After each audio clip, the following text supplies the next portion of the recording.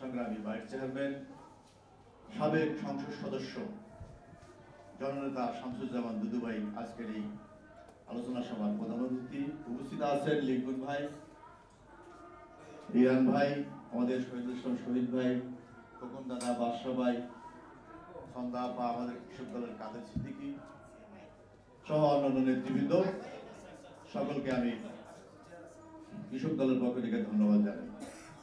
নেতৃবৃন্দ বক্তব্য দিবেন দুদু ভাই, আমরা শুনবো। আমি শুধু এক মিনিটেই আমার বক্তব্য শেষ করব। বিগত দিনে আমরা বাহিরে অনেক সময় প্রোগ্রাম করছি, দুদু ভাইও ম্যাক্সিমাম প্রোগ্রাম প্রদান দিয়েছে।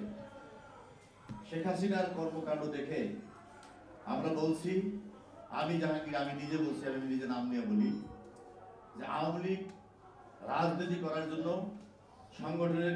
সাংগঠনিক পর্যায়ে কোনো কাজ করার জন্য কর্মী খুঁজে পাবে না, মাইকিং করে খুঁজে পাবে না।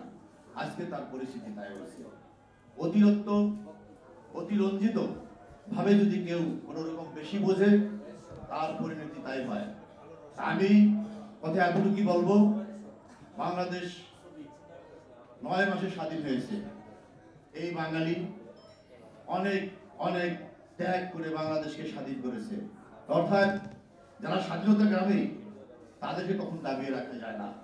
সুতরাং যে যতই বোঝেন, হিসাব কিতাব করে বুঝবেন।